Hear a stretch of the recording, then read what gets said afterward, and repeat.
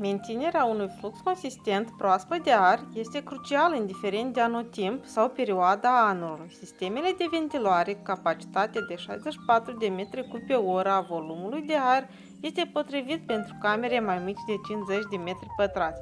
Materialul schimbătorului de căldură fiind din ceramică. Schimbătorul de căldură cu un randament de până la 97% are în componența sa un ventilator EC reversibil, două filtre G3 primare și o telecomandă, un filtru F7 pentru eficiența de purificare mai mare ca opțional. Recuperatorul se deosebește din alte produse comparabile prin prezența obturatorului care poate împiedica intrarea insectelor și răcirea încăperii atunci când sistema este oprită.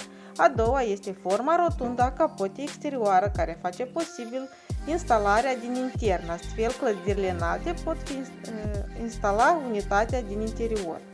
Forma recuperatorului poate preveni pătrunderea apei când plouă și cuibărirea păsărilor.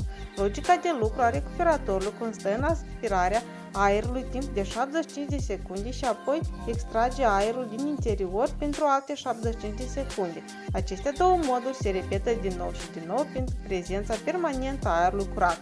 Cu toate acestea, dacă doriți să obțineți o ventilare echilibrată prin utilizarea acestei unități, ar putea fi de mare ajutor instalarea a două unități care permite ca o instalație să evacueze aerul timp de 75 de secunde, în timp ce cealaltă unitate aspiră aerul timp de alte 75 de secunde. Telecomanda prinde semnal la o distanță mai mare de 15 metri. Cu ajutorul ei puteți selecta viteza dorită, regimul, butonul pornește sau oprește. Puteți utiliza aplicația pentru telefon pentru a controla sincronizarea controlului grupelor de dispozitive. Aceasta înseamnă că puteți gestiona mai multe unități în același timp și numărul de dispozitive nu este limitat. Pentru mai multă informație, accesați site-ul nostru www.poltop.media.